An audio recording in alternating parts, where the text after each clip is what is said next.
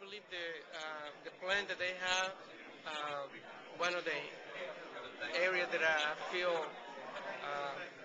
more impact is the development of the bicycle route for the citizens, preservation of the green area, and the water.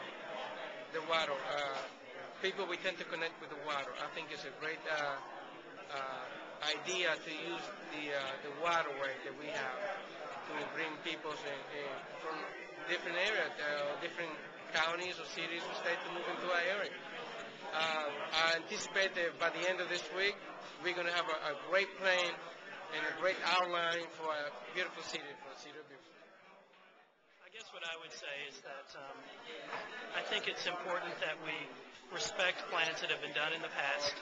I think we have a tendency to make plans and then spend the next 5 or 10 years making exceptions to them. And I think one thing that's important for clarity, not just for developers, but for everybody in the community, is to know that when a plan is made, that we're going to stick with it, and that it's something we can all agree on, and that the interests of the community outweigh individual demands that are made later. I think it's unusual that someone could come to Beaufort because they love Beaufort and then want to change it, because the very thing that brought them here was not condos, it was not high density, and it certainly wasn't 85 units under the glide path of the local airport. So when you're talking smart growth, be sure that the smart part cuts in. Okay. What I would like to see come out of this whole process is a kind of a vision, especially the vision relating to economic development, or even just call it development, especially in the core district of Beaufort. It is a quaint city, and we are going to have pressure for development.